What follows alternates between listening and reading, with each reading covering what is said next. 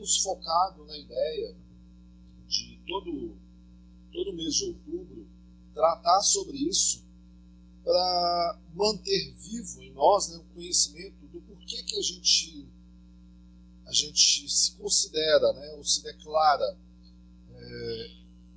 cristão, evangélico, protestante, e nós não somos católicos, apostólicos, romanos. Né? Por que que hoje, por exemplo, no dia da ceia, você pode participar do corpo e do sangue, né? Não somente da hóstia, me vendo aqui, somente eu, com a transubstanciação. Nossa. Então, o interessante de tudo é que a reforma nos possibilitou algo muito agradável, que é ter novamente as Escrituras para nossa livre interpretação. Por que, entre aspas, né? Porque a gente corre um risco gigante de entender que a Bíblia dada aos homens novamente possibilita que cada um interprete segundo aquilo que achar melhor. Não foi essa a proposta, né? Quando os reformadores lutaram para que a Bíblia fosse liberada, né, entregue aos homens, era para que as pessoas pudessem ler, entender, não ser guiada por falsos ensinos. Por um momento, o que aconteceu e que Lutero teve os seus problemas? As pessoas começaram a interpretar das mais diversas formas. E ele percebeu, né, que era necessário realmente catequizar, ou seja, ensinar, discipular. Então, quando a gente olha a história, por exemplo, as 95 teses, né, de Lutero ali na porta do castelo, ela tinha muitas informações que nada mudava, era algo muito para os católicos, era um texto muito católico ainda, mas batia de frente com algumas questões que ia direto com o povo e com o clero, com a igreja. Por exemplo, o povo, ao ter a interpretação, o que acontece agora? Muitos começaram a pensar, e essas imagens dentro da igreja? Né? Um exemplo que Lutero, para ele, aqui não tinha problema. Olha a situação. Para nós, hoje em dia, isso já está, isso é um problema. Mas percebe que a gente deve considerar o tempo, o período, a guerra que era, o risco que era, porque a Inquisição poderia fazer com que você perdesse, e não poderia somente como fez, você perdesse sua vida. Né? Então imagina, por conta de uma declaração de fé, por conta de olhar para as Escrituras e falar, olha, isso está errado, você correria risco, e de fato correram, tanto que morreram muitas pessoas. Uma coisa que Lutero, né, por exemplo, ao citar as 95 teses, ao bater ali, colocar diante de todos, ele fala, olha, vocês estão falando que uma alma, quando morre, vai para um purgatório, e se você jogar as moedas, né, lá no gasofilácio, aquela alma vai sair voando para o céu. Isso é uma pura invenção. Quando ele faz isso, quem ele ataca? A igreja, a liderança, mas também ataca as pessoas. Por que as pessoas? Porque as pessoas estavam acostumadas a viver as suas vidas de qualquer jeito. Ou seja, se eu morrer, basta que você chegue lá e deposite lá uma indulgência que eu vou estar livre. Quando ele bate de frente com isso, ele está falando claramente para aquelas pessoas: vocês têm compromissos, vocês também têm responsabilidade com a fé. A igreja para de perder dinheiro, mas vocês também param de viver uma vida totalmente contrária à palavra de Deus, à vontade de Deus, de forma que você também tem a sua responsabilidade. Então ele não ataca somente o clero, né? Ele ataca todo um sistema, e fazendo isso, tanto o clero quanto o leigo, os povos, o vê como um potencial inimigo, né? Então tudo isso que aconteceu foi para que eu e você tivéssemos hoje o quê? A possibilidade de ter as Escrituras para estudar, para aplicar, para ter a nossa vida mudada, né? Hoje a gente está indo numa direção, a palavra de Deus vem te norteia para outra. É para isso que nós temos o quê? Confissões, credos, né? Que, como eu disse no domingo passado lá na rede, é uma estrada já pavimentada para que a gente possa caminhar nela. Então, quando as nossas livres interpretações começarem a caminhar para um outro lado, vem uma confissão, vem um catecismo, vem uma direção, um documento, um artigo, e te coloca de novo, porque ele te ajuda a responder essas questões. Então, muitas pessoas morreram para que isso fosse disponível. Então, quando a gente começa aqui um culto com uma leitura de um catecismo, respondendo perguntas básicas da fé, o que é salvação, como eu posso ser salvo, o que é pecado, é justamente para ensinar. E eu fico muito tranquilo e com a consciência muito livre, limpa, para estar sentado ali ouvindo isso. Assim, olha, esse é o nosso papel. Esse é o nosso papel. É ensinar. É um beabá realmente. Eu não tenho um compromisso, nós não temos um compromisso de promover um culto cheio de emoções, cheio de manifestações, do qual você pode até andar aqui, plantando bananeira, pendurado no teto, mas sem nenhuma edificação. O processo é realmente trabalho de formiga, né? É repetição, é lendo, é aquilo que nós aprendemos na escola, aprendemos a ler lendo, né? Conhecendo lá, B-I-A forma bar, L-A lá, junto às duas, bala. É o que nós fazemos aqui no catecismo.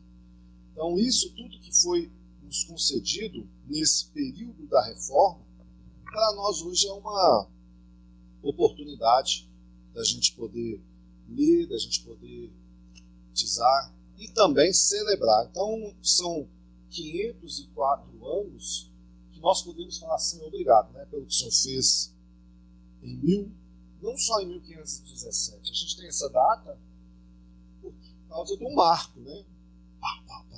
Do martelo. Mas isso começou bem antes, né? A gente tem vários casos isolados acontecendo. Era Deus orquestrando o mundo para o seu propósito. Então, valorize a palavra de Deus. Amém? Que lhe foi concedida com muito sangue. Nós vamos falar aqui hoje sobre divindade de Cristo. Nós terminamos aqui, né, a última canção, foi basicamente um dos trechos que nós iremos ler, né, em Colossenses.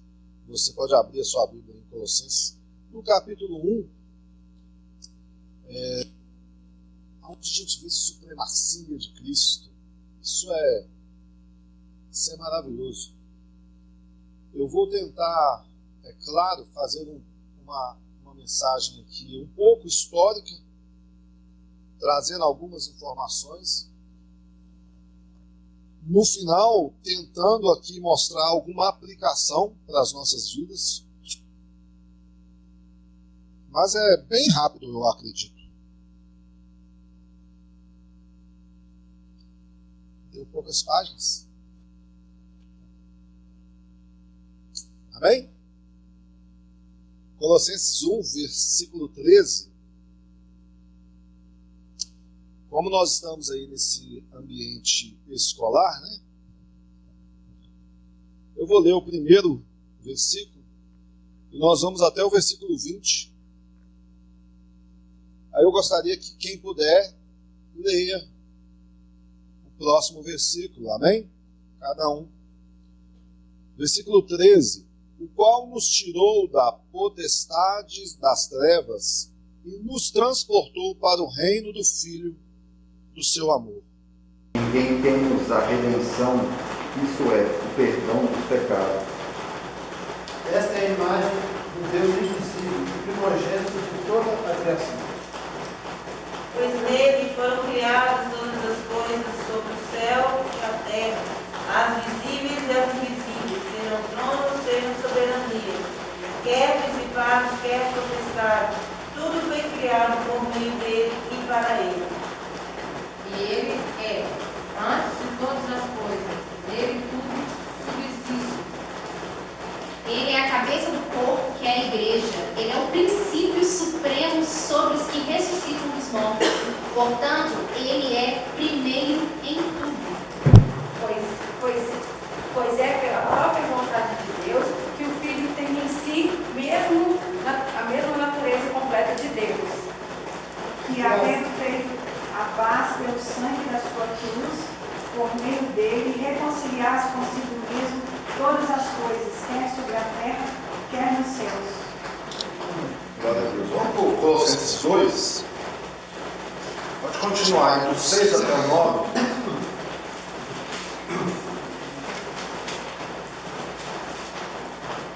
Ora, como recebeste Cristo Jesus o Senhor, assim andai nele. Aprofundem nele suas raízes e sobre ele edifiquem sua vida. Então sua fé se fortalecerá na verdade que lhes foi ensinada e vocês transbordarão de gratidão. Tende cuidado para que ninguém os tome como presa por meio de filosofias e sutilezas vazias, segundo a tradição dos homens, conforme os espíritos elementares do mundo e não de acordo com Cristo. Pois em Cristo, como ser humano, está presente toda a natureza de Deus. Glória a Deus. Vamos lá para João, né? João capítulo 1.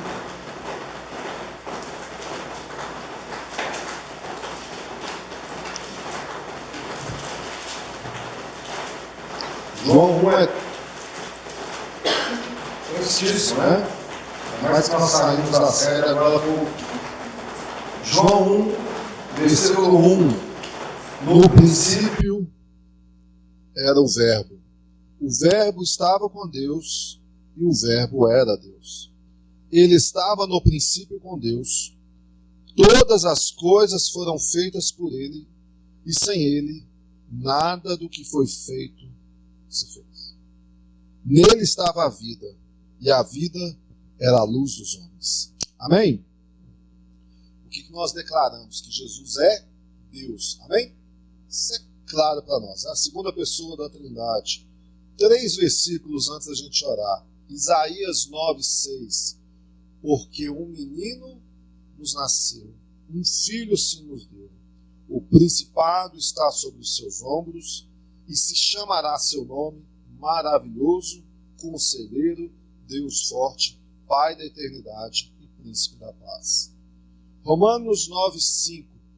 Dos quais são os pais e dos quais Cristo é segundo a carne, a qual é sobre todos. Deus bendito eternamente. Amém. Hebreus 1:8. Mas do Filho diz, ó Deus, o teu trono subsiste pelos séculos dos séculos, e cetro de equidade é o cetro do teu reino. Amém? Pai, obrigado, porque a tua palavra nos revela quem é Cristo. O que nós te pedimos, revela-se a nós nesta manhã. Nos dê uma visão gloriosa do céu. Que nós possamos reconhecer a nossa posição de servos, ó Deus, de indignos, injustos, Pai, mas que se tornaram dignos, justos e filhos por causa de Jesus. Bom, essas passagens elas confirmam uma verdade enorme para nós. Alguns podem até estar se perguntando assim, mas é tudo que a gente já sabe. Todos nós declaramos, todos nós confessamos que Jesus é Deus, que Jesus é o Senhor. Eu já sei disso, eu creio nisso. Isso está no meu coração. Se você já sabe disso, crê nisso, glória a Deus. Glória a Deus. Aqui, nós, por exemplo, subscrevemos, ou melhor, nós concordamos ou assinamos algumas confissões de fé. A Westminster, por exemplo, no capítulo 8, sobre Cristo, olha o que ela diz, no artigo 2. O Filho de Deus, a segunda pessoa da Trindade, sendo verdadeiro e eterno Deus, da mesma substância do Pai e igual a Ele, quando chegou o cumprimento do tempo, tomou sobre si a natureza humana com todas as suas propriedades essenciais e enfermidades comuns, contudo sem pecado, sendo concebido pelo poder do Espírito Santo no ventre da Virgem Maria e da substância dela, as duas naturezas inteiras, perfeitas e distintas. A divindade e a humanidade foram inseparavelmente unidas em uma só pessoa, sem conversão. Verdadeiro homem, porém um só Cristo, o único mediador entre Deus e o homem. Amém? O 3 também diz assim: o Senhor Jesus, em sua natureza humana, unida à divina, foi santificado e sem medida ungido com o Espírito Santo, tendo em si todos os tesouros da sabedoria e da ciência. Aprove ao Pai que nele habitasse toda a plenitude, a fim de que, sendo santo, inocente, incontaminado e cheio de graça e verdade, estivesse perfeitamente preparado para exercer o ofício de mediador e fiador. Este ofício ele não tomou para si, mas para ele foi chamado pelo Pai, que lhe pôs nas mãos todo o poder e todo o juízo, e que lhe ordenou que os exercesse. Quando a gente lê sobre esses muitos artigos, essas muitas informações acerca de quem Cristo é, isso às vezes pode se tornar assim para nós, muito sistemático, complicado, porque nós queremos o que é fácil, nós queremos o que é simples, nós queremos a unção, a bênção. Eu sempre tive dificuldade com essa pergunta. Quem veio buscar a bênção aqui hoje? Eu sempre tive isso, desde sempre, porque eu não entendia que estar, ou seja, em Cristo, na presença de Deus, eu ainda teria que ir para buscar alguma coisa dele. Eu achava isso um negócio muito estranho na minha cabeça. Assim. Mesmo no início de conversão, assim, poxa, eu sei aonde eu estava. Eu sei que eu não era digno. Eu sei que eu estava condenado. Eu sei que eu era inimigo. É o que a Bíblia diz. Não é? Se eu agora estou aqui é porque Deus tirou a cegueira que estava na minha mente. Porque a palavra de Deus diz o seguinte: o Deus deste século, o que ele fez? Ele cegou, não é isso? O entendimento, ou seja, a visão. Então, as pessoas que não estão em Cristo, elas estão cegas. E como consequência, sobre elas permanece o quê? A ira. Como consequência, elas são inimigas. Isso é pesado. Para nós que estamos ouvindo isso aqui, entendendo, graças a Deus eu não estou, ufa, né? Ainda bem que eu estou livre. Mas quem dera se fosse só isso, porque a Bíblia nos chama a uma responsabilidade. Né? Quando você agora recebe a iluminação, a Bíblia vai falar: olha, você agora se tornou luz. E não se pode esconder uma cidade edificada sobre o monte, não é isso que Jesus diz? O que ele está querendo dizer, né?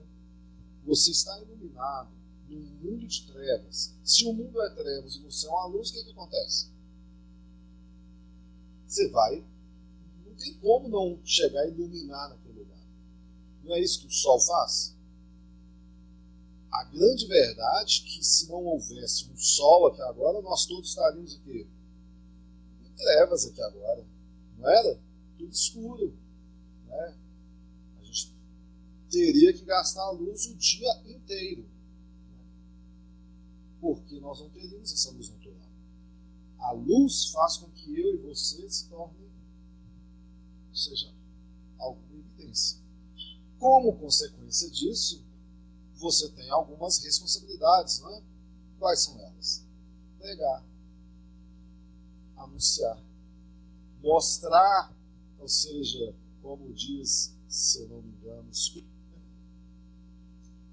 a outros em mesma situação, né? O exemplo é de mendigo, né? Um mendigo que achou um banquete vai lá contar para os outros. Tem um banquete gigantesco ali. Então nós temos essa responsabilidade. Então nós precisamos aprender e entender realmente sim sobre quem Cristo é, sim sobre a palavra de Deus, sim sobre a nossa responsabilidade como irmãos, como família. E é isso, eu acho isso muito mais proveitoso, como eu disse aqui no início, do que você talvez não que não possa fazer, você pode fazer, né? Não tem, mas eu tenho que te carregar ali e você não aprendendo nada. Você está entendendo? Estou falando alguma loucura aqui, não? Você sabe qual o contexto que eu estou querendo dizer isso. Então, nós vamos falar sobre quem Cristo é. E nós falamos muito sobre Cristo aqui no Evangelho de João, né? Porque João, ele viveu com Cristo, né?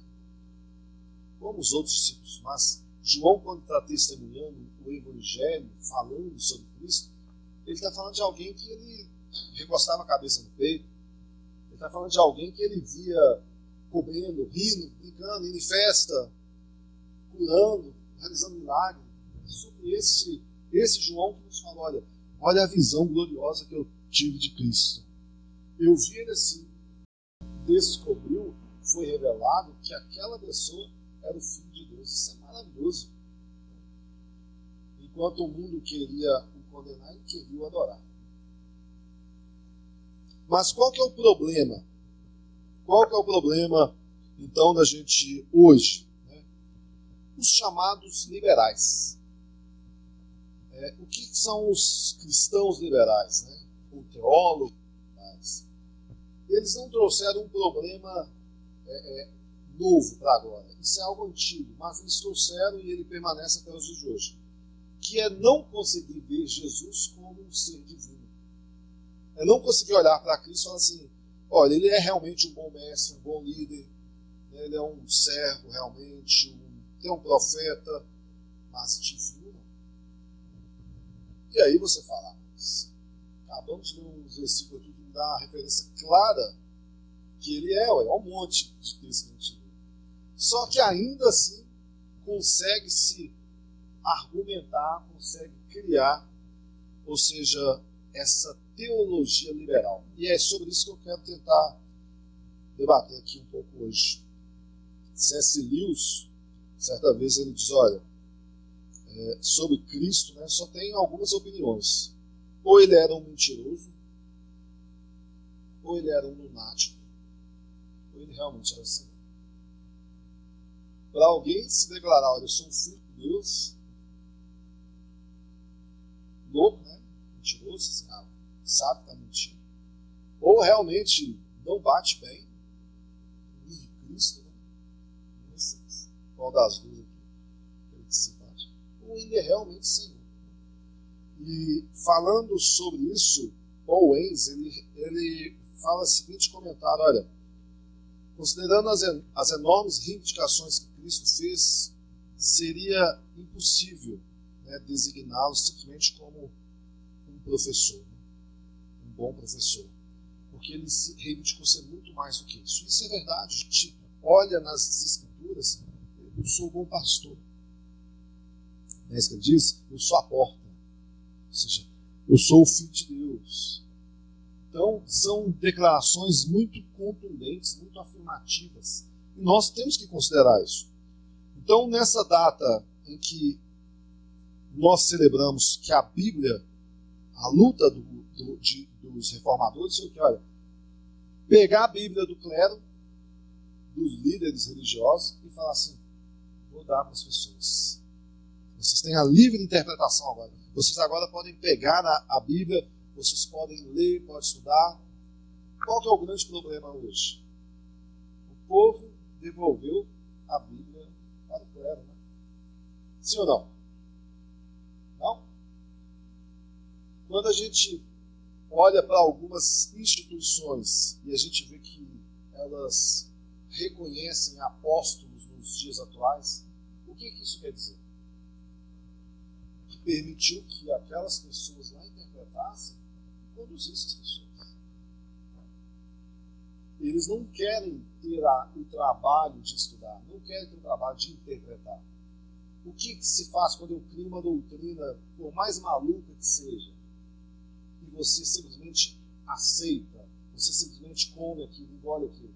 O que isso quer dizer? Devolveu para o clero, devolveu para os líderes, permitiu que eles fizessem interpretação equivocadas, mas assim, não está certo.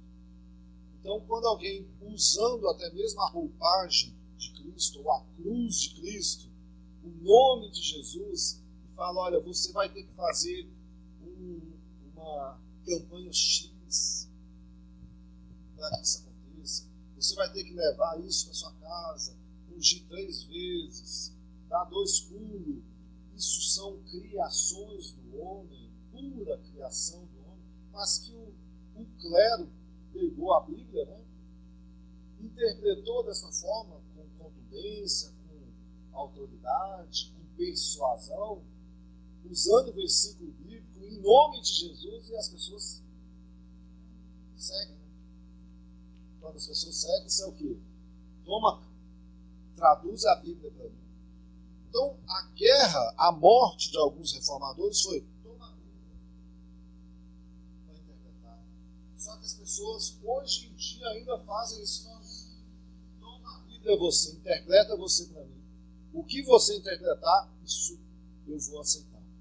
Com isso veio o que é a teologia liberal, que começou também a negar quem Cristo era. E nós temos isso bem antes, inclusive, né, da própria reforma. O que nós temos na história? Ários. Alguém já ouviu falar desse nome? Não é bíblico. Mas, e a heresia ariana?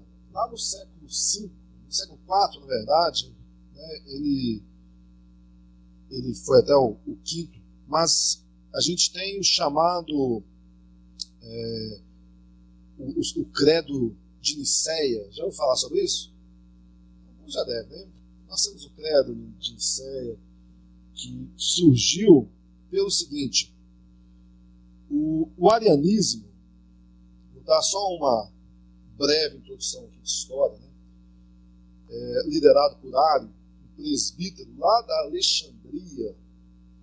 Ele, no final do século III, então depois ali de Cristo, ele olha assim, olha, Jesus, ele não pode ser Deus, ele não pode ser um verbo encarnado. Sabe por quê? Porque isso vai dificultar que os pagãos, que acreditam em muitos deuses, venham para o cristianismo. Então, assim, olha, para Ário, Jesus teve um começo. A grande questão é essa. Jesus não é eterno com Deus. Ele só tinha Deus. Um dia Deus criou Jesus. Então, se ele cria, se Jesus tem um início, logo o que acontece? Acaba o quê? O fator eterno, que é um atributo de quem? De Deus, absoluto de Deus, né? De uma divindade. Nós temos, vou falar só os 4 atributos absolutos. Quais são eles mesmo?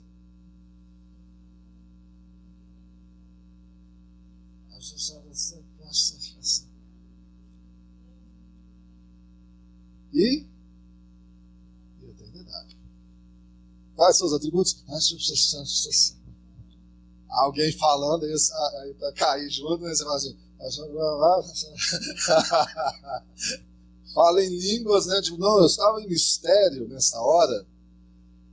Onipotência, onipresença, onisciência e eternidade.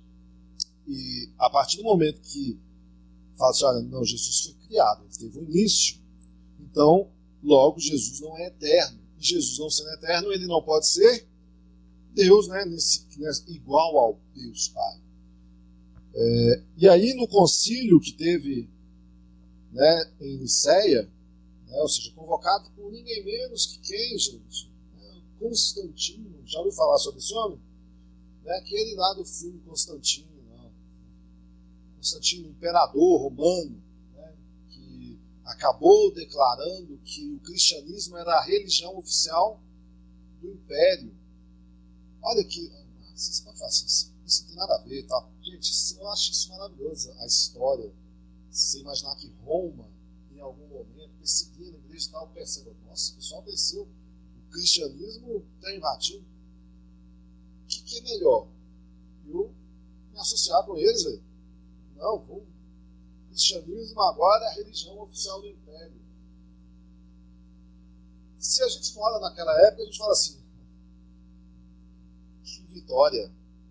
Isso me lembra, por exemplo, assim, eu lembro disso, eu criança ainda, e uma das declarações da minha mãe, ela falando assim, olha, no dia que ela falava assim, a Xuxa converteu, a Xuxa era o perfil, né, do personagem da televisão, Roberto Carlos, nossa, né, vai...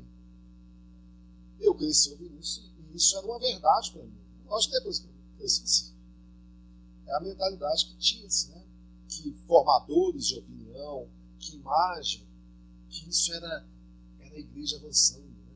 A Globo, poxa, a Globo fez agora o festival Promessa, acho que era isso, não? Chamou a Paula, a Aline, esse pessoal que é do mundo gospel.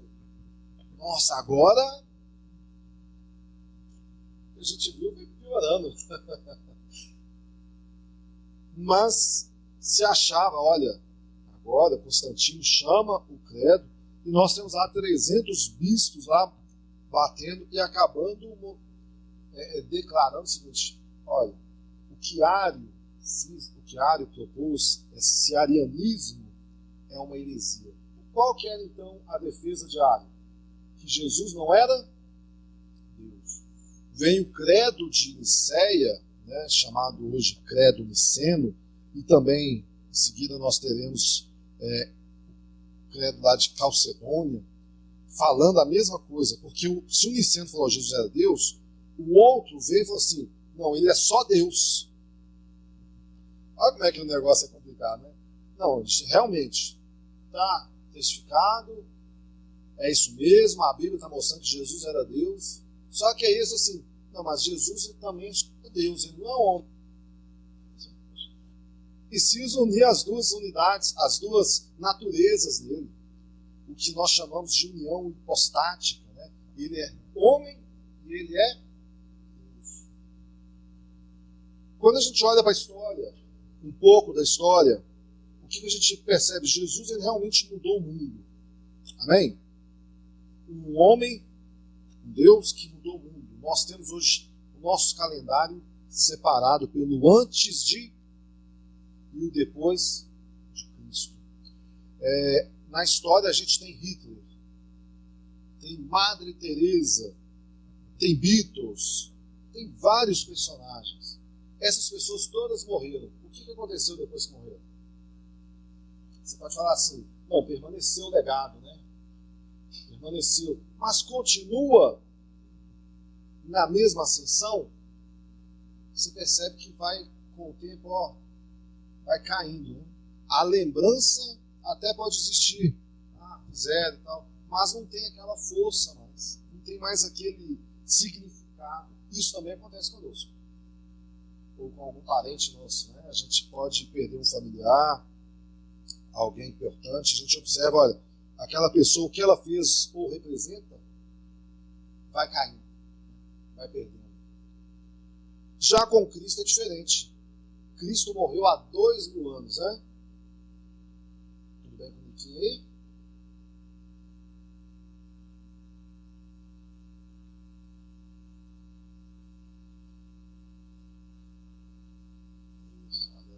Olha o pequeno Nick aí, que rasgando não pode não. A gente olha para Cristo, o que aconteceu? Cristo, a sua obra aumentou. Passou 2000 anos e a sua relevância no mundo ainda é a mesma, ou maior. A gente olha para países que outrora negavam a fé, hoje exportam missionários. Aumenta-se a cada dia o número de seguidores. Hoje aqui, nós estamos aqui por conta de Cristo. Olha só, numa manhã de domingo, ou seja, chuvosa, a gente poderia estar debaixo das nossas cobertas, mas nós estamos, não somente nós, mas várias pessoas reunidas por causa de Cristo. Nós ficamos aqui por meses, falando de João. Meses. E o livro, o propósito, conforme a gente leu lá em João 20:31, era para que nós crêssemos que Jesus era o Filho de Deus. Todo o texto, João, ele quis mostrar, olha quem ele é. Apesar de Lucas, mostrar a sua genealogia, Mateus mostrar que ele vinha da raiz de Davi, João está mostrando que ele era o verbo. Ele era o princípio de todas as coisas. Então Paulo, quando ele começa a falar aqui aos Colossenses, o que ele quer? Que eles entendam, que eles vejam que Jesus é a plenitude de toda a sabedoria de Deus, que tudo habita nele e tudo foi feito por ele, por meio dele. Eu acho isso maravilhoso, uma carta para uma igreja que você plantou, no caso Paulo, plantou para a igreja, ensinou sobre Jesus, mostrou, e agora ele está testificando isso tudo de forma escrita. Ele não está lá mais, mas mandou uma carta, nele habita corporalmente toda a plenitude de Deus. Ele está mostrando exatamente aquilo que muitos judeus daquela época ainda queriam fazer, seja em Colossenses, ou seja, também lá com os Gálatas. Eles queriam, de alguma forma, diminuir quem Jesus era. Então percebe que é desde o princípio. Isso aconteceu no século IV, aqui, igual eu acabei de relatar rapidamente, aconteceu no próprio tempo de Jesus, isso acontece hoje. As pessoas, e nós devemos correr um risco de que nós também não venhamos o quê? Diminuir quem Cristo é. Nós podemos fazer isso? Sim. Como? Abraçando essa teologia liberal, abraçando aquilo que nós cremos. Eu tenho a Bíblia e eu creio em Jesus desse jeito. Já ouviu alguém falar assim? Eu creio em Jesus desse jeito. E o meu jeito é complicado, porque o meu jeito vai me satisfazer, vai ser um Deus que eu criei. Então eu crio um Deus que olha para mim e fala assim, eu te conheço, eu te criei. Então eu sei que você é um pecador, fique bem, isso aí não tem nada a ver, isso é um probleminha só. Não, a Bíblia vai mostrar que Jesus, ele está nos chamando, e às vezes as pessoas têm dificuldade disso. Poxa, por que Deus quer que eu o obedeça? Por que Deus quer que eu caminhe em retidão? Porque ele sabe que sou melhor. O grande exemplo é a gente falando com os nossos filhos. Às vezes é estranho, Porque olha só, na cabeça dos nossos filhos, eu vou citar os meus, eu quero ficar no videogame, no celular, eu quero ficar ou seja, isso para ele é o quê? Isso para ele é algo maravilhoso. É o benefício da vida, da idade, dos recursos. Eu posso ficar aqui. Aí chega o pai e a mãe que ama, não ama? Ama, que é o melhor, e fala assim, sai do celular, sai do videogame, vamos estudar.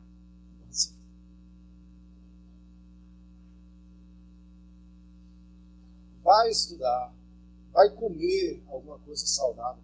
Nós estamos fazendo isso porque a gente odeia, que você quer o mal, que você quer ser, eu sou o Deus malvadão. É Você ama, não é? Você quer o melhor, você sabe o que é melhor. Você sabe que se ele não ficar ali, as vistas não vai ser prejudicada, a cabeça não vai ser contaminada com tanta coisa.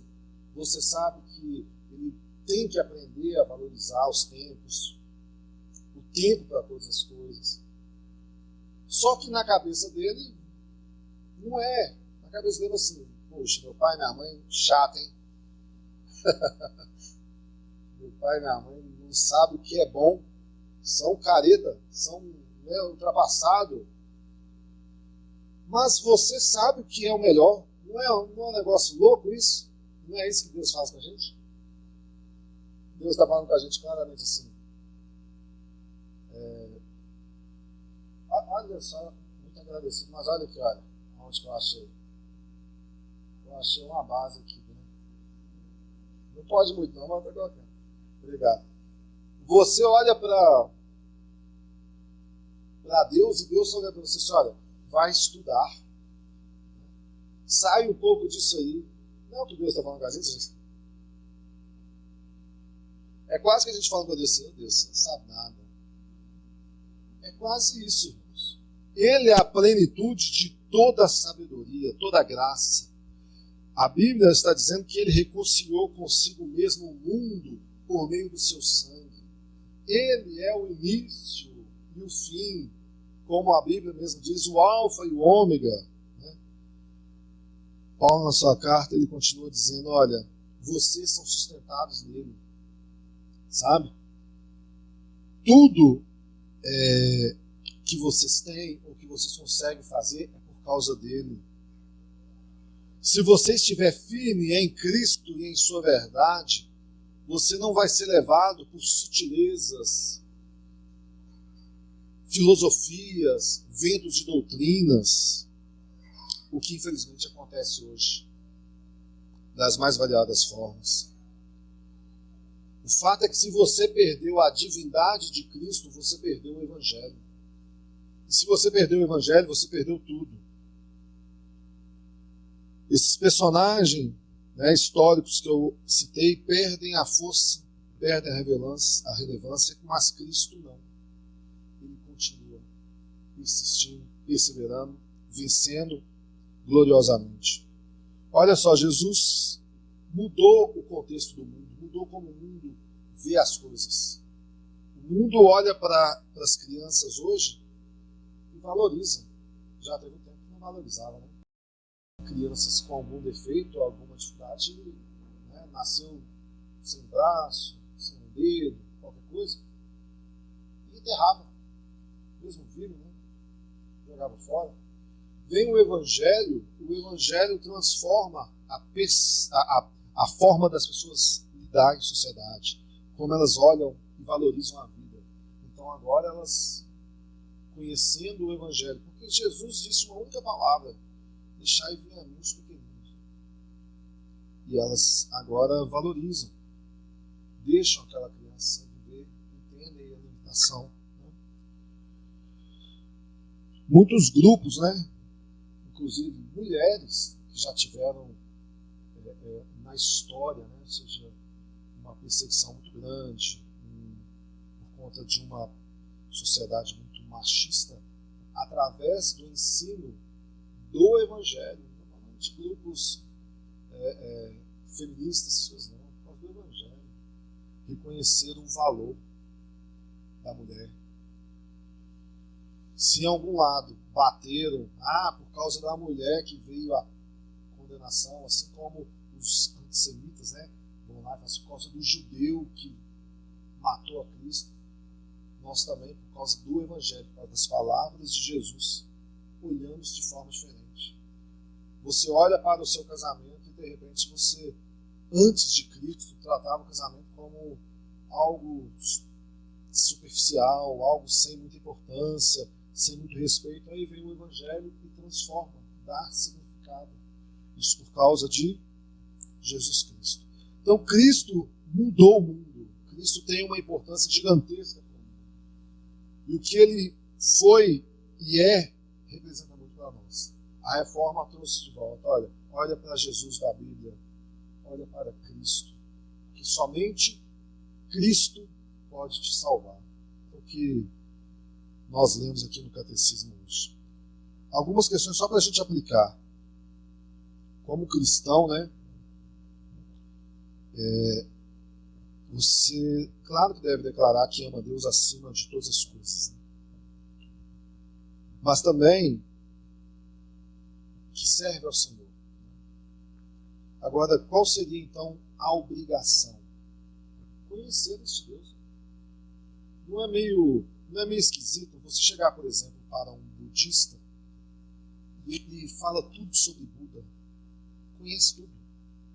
Ele estuda, ele dedica tempo, ele se compromete, ele quer.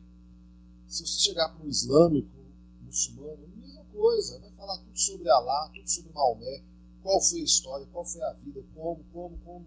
Sabe até capítulo, versículo, né, do seu Alcorão.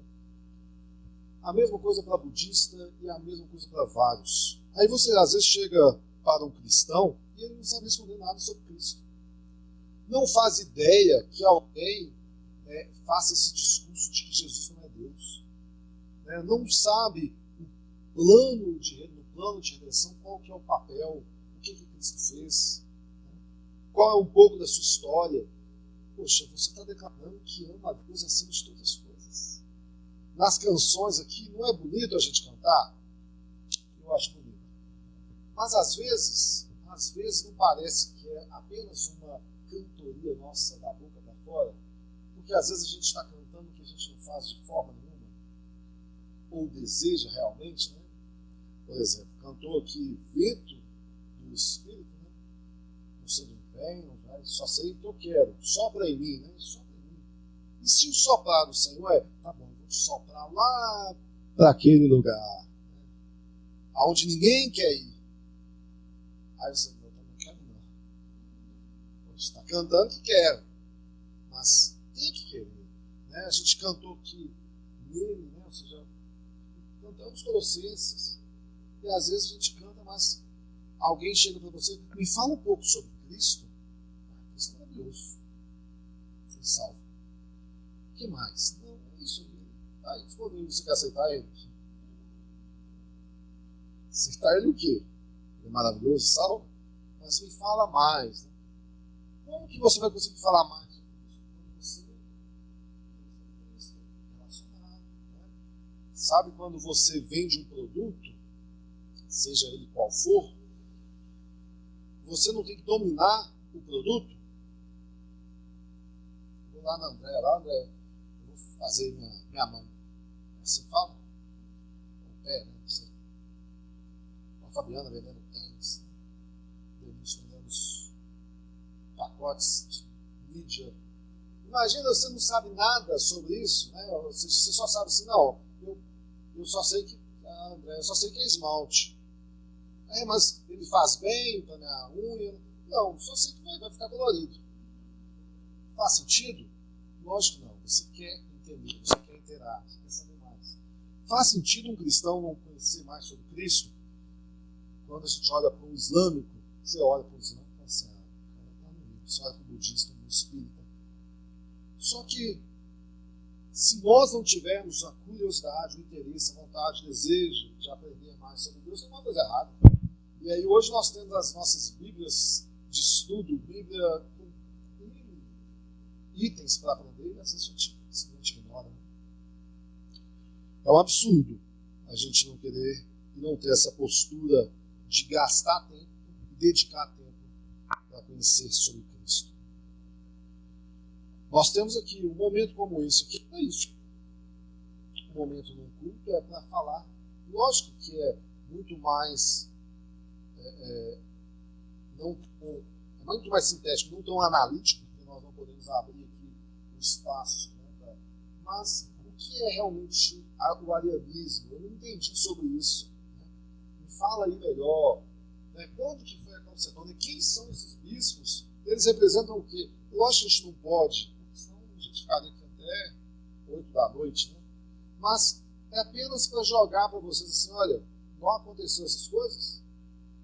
Então isso, a história da igreja não foi só a morte de Cristo, passou uns 2.000 anos e hoje nós estamos aqui. Não, tiveram, né, muita coisa aí na história que influenciaram, inclusive, a forma como a gente olha para a Bíblia, como a gente realiza culto, como a gente confessa a nossa fé, ou seja, a cultura que nós vivemos. Se você chegar em alguns lugares, por exemplo, você não pode entrar simplesmente com o seu tênis, né? Porque a cultura você tem que tirar. Né? Você está na rua, vai para o Oriente lá, por exemplo, né? A Coreia, eu estava vendo aquele Round Six lá, todo mundo chega lá assim, tira o tênis, entra de meia descalço, dentro, pode ser num hotel, pode ser num lugar assim, porque é a cultura. A gente, ó, a única vez que eu lembro que antigamente eu tinha que tirar tênis na rua é quando eu ia no cemitério, por causa de cultura também, né? Dentro do cemitério, tá dentro de casa, isso vocês tinham medo. Mas, tirando isso, você pode chegar em casa, ó, aí todo mundo fala assim, não, em casa não é assim não. E eu revelando que lá em casa a gente vai entrando de tênis. Entrando de tênis, irmão. É a cultura, né? Nós temos as nossas culturas. Mas nós precisamos olhar para nós e entender, né? Como que a minha vida acadêmica, sabendo mais sobre Cristo, é útil para mim e é útil para minha família. Então, gaste seu tempo com isso. Tem muito conteúdo disponível hoje, né? Compreenda sobre Cristo, quem Cristo é. Porque, como eu disse, se você perde isso, você perdeu o Evangelho. Amém?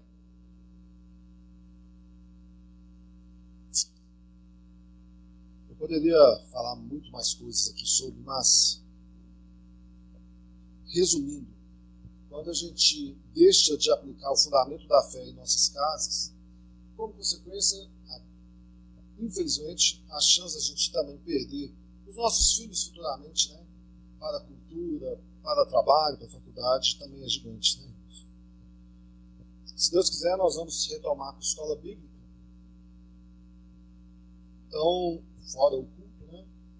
Qual que é o seu papel? Se esforçar, para aprender, para dedicar, para ser forte realmente, poderoso nas Escrituras. Considerar isso importante tanto para você quanto para a filha, para a gente aprender.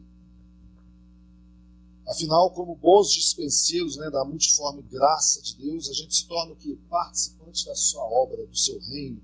Né? Participantes e testemunhos daquilo que Jesus fez e está fazendo. Você tem um privilégio enorme de ser testemunha de Cristo. Né? Então pregue a tempo e fora de tempo. Eu, Denilson, e alguns outros talvez, trabalham com... A gente cria logotipos, né? Identidade visual. Quando eu crio uma logo como essa aqui, qual que é a minha ideia? Eu quero que ela seja usada lá no açougue, na padaria, ou seja, ela é feita para participar de uma... É pequenininho. Não, o nosso propósito é identificar o grupo da igreja, né? Identificar a nossa comunidade. O porquê de usar aquela fonte, o porquê das pessoas ali no UOL formando um grupo unido, tudo tem um porquê. Jesus é o Logos de Deus. Jesus é o início de Deus. Ele é essa palavra de Deus, algo que comunica quem Deus é.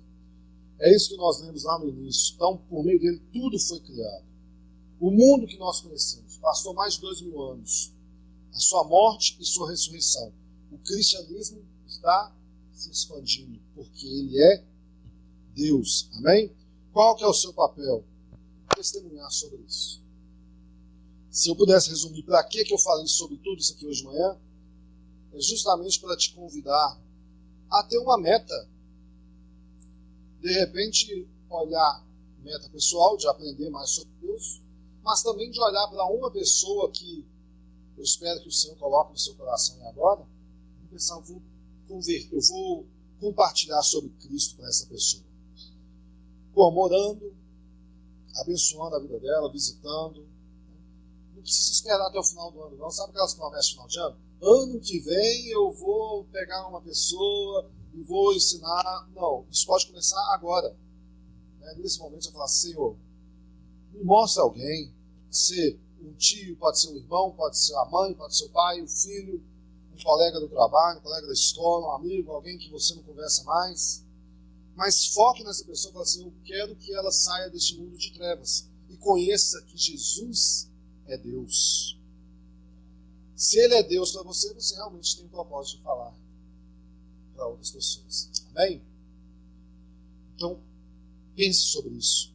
Lembre que o solus Christus é somente Cristo, né?